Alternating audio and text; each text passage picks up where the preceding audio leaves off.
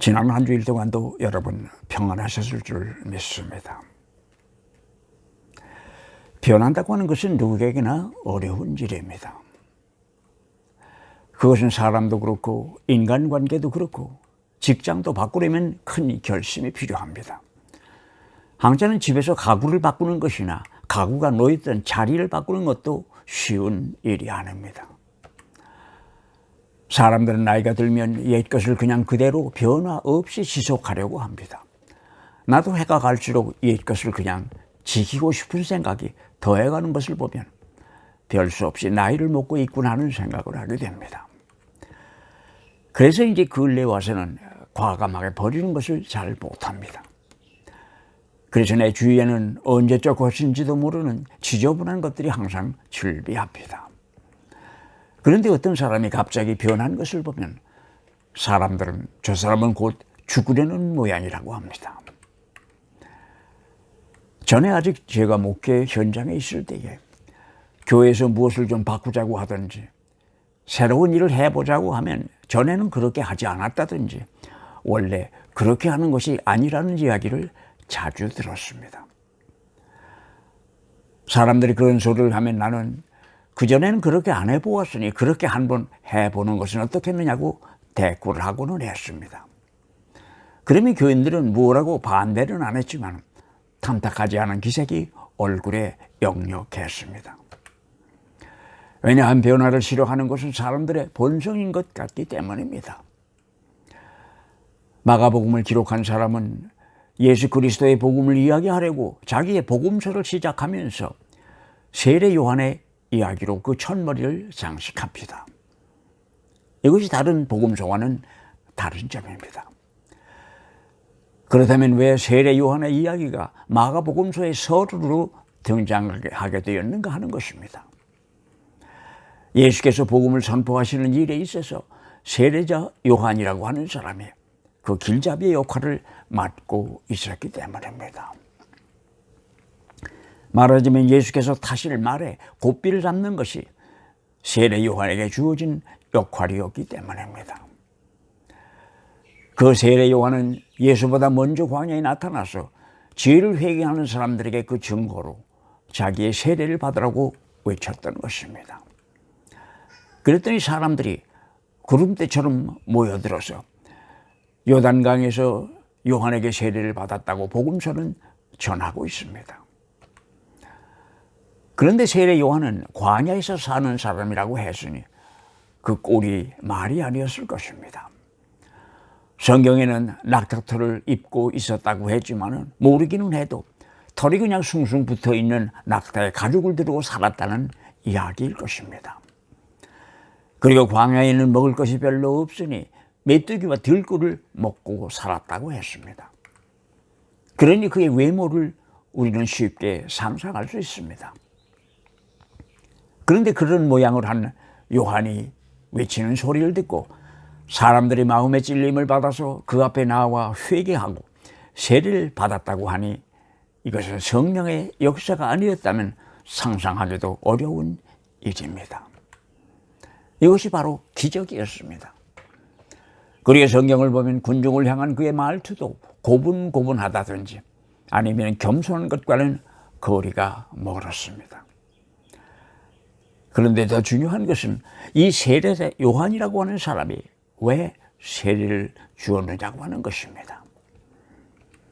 한마디로 이야기를 한다면 요한이 사람들에게 세례를 준 것은 자기 뒤에 오는 이가 주게 될 성령의 세례를 받을 수 있도록 미리 준비시키는 것이었습니다. 그러니 예수를 믿는다고 교회에서 받게 되는 세례도 세례 요한이 주었던 그 세례와 같은 의미를 갖는다고 할 수 있습니다. 말하자면 요한의 세례는 완성을 뜻하는 마침표가 아니었습니다. 우리가 받은 세례도 마침표가 아니라 삶의 여정에서 콤마와 같은 뜻을 갖는다고 할 수 있을 것입니다. 그렇다면 한 문장에서 콤마는 언제 사용합니까? 아직도 올 것이 더 남아 있을 때, 아직도 올 것이 더 있다는 그런 뜻이 아니겠습니까? 그것은 그렇다 치더라도 세례 요한의 죄를 자백하고 세례를 받으라고 하는 것은 또 무슨 뜻이겠습니까? 죄라고 하는 단어가 법이나 일상생활에서도 사용되기 때문에 자주 혼동을 일으켜서 우리가 잘못 이해하는 것도 사실입니다. 그래서 사람들은 교회에서 사용하는 죄라고 하는 단어 때문에 심히 불편해하는 것도 보게 됩니다. 심한 경우에는 내가 무엇을 잘못했기에 교회에 가면 죄인이 되는 것이냐고 하는 사람들도 있습니다. 교회에서 사용하는 죄의 원의미는 전에도 언제인가 말씀을 드렸지만 관역을 겨냥해서 활을 쏘았는데 그 화살이 관역을 맞추지 못하고 빗나갔다는 뜻이라고 합니다. 그러니 이 이야기는 하나님께서 인간을 창조하시면서 의도하셨던 대로 살지 못하는 인간의 삶을 말하는 것입니다. 그것이 죄라는 것입니다. 그러니 우리가 살아가고 있는 길이 하나님의 마음에 있는 그 길이 아니라는 것을 깨닫고 뒤돌아서는 것, 그게 바로 세례 요한이 외치던 회개였고 교회에서 이야기하는 회개입니다. 그래서 세례 요한의 외침을 다른 말로 표현한다면 가던 길을 멈추고 뒤로 돌아서라는 것입니다. 그리고 변화라는 것입니다. 변하는 것, 그게 바로 회개입니다.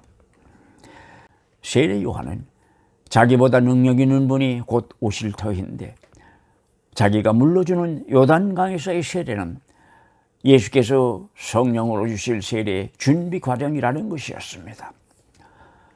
세례 요한은 변해야 한다고 외쳤습니다.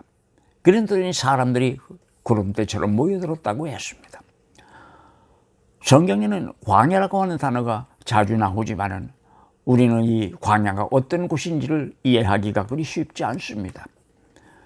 왜냐하면 성경에서 이야기하는 그런 광야가 한반도에는 없기 때문입니다. 또 한편 광야라고 하는 것은 상징적으로 하나님을 만날 수 있는 곳이라는 의미도 포함하고 있습니다. 우리 한국적인 생각에서는 산이라고 하는 것과 통하는 장소일 것입니다. 그 광야에서 세례 요한은 하나님을 만났던 것입니다. 그리고 거기서 그는 하나님으로부터 사명을 받았을 것입니다. 어쩌면 예수께서 지나셨던 40일간의 광야 생활도 그가 하나님을 만나는 시기와 장소였을 것입니다. 세례 요한은 광야에서 나와 요단강에 이르렀을 때 거룩하고 거창한 설교를 장시간 한 것도 아니었습니다. 그저 죄를 회개하고 세례를 받으라고 외쳤을 뿐이었습니다. 다시 말하면 잘못된 길을 가고 있는 사람들에게 방향을 바꾸어서 바른 길로 가도록 재촉했던 것입니다. 그것이 그가 한 일의 전부였습니다. 세례 요한은 그의 출생부터가 신비에 쌓여있던 사람입니다. 요한의 아버지는 제사장이었기에 그는 어릴 때부터 유대교의 교리나 관습에 아주 익숙해 있었을 것입니다. 모세율법도 철저히 지켜야 되는 것으로 배웠을 뿐만 아니라 율법만 잘 지키면 만사가 오케이라고 하는 것도 배웠을 것입니다. 그러나 그가 전한 메시지는 그런 형식적인 것과는 아주 다른 새로운 것이었습니다. 그가 외친 핵심은 바로 회개였기 때문입니다. 하나님과의 바른 관계가 어떤 것인지를 보여줄 사람이 곧 올 터인데 자기는 그분이 와서 일할 준비를 하는 사람이라고 스스로를 소개했던 것입니다. 그가 회개와 세례를 외치라는 명을 하나님으로 받았던 사람입니다. 그가 그 임무를 받았을 때 그 일이 창피해서 하기 싫었다면 요나처럼 말씀을 선포하는 흉내만 내면서 자기의 임무를 다했다고 할 수도 있었을 것입니다. 그렇게 했다면 헤롯의 부인이었던 헤로디아의 미움을 받지도 않았을 것이고 헤롯의 손에 죽을 필요도 없이 오래오래 천수를 누리면서 살 수도 있었을 것이지만 그는 계속 바른 소리를 크게 외쳤던 것입니다. 그 바른 소리는 하나님께서 자기에게 주신 사명이기 때문입니다. 그랬더니 사람들이 구름대처럼 요단강으로 모여들었던 것입니다.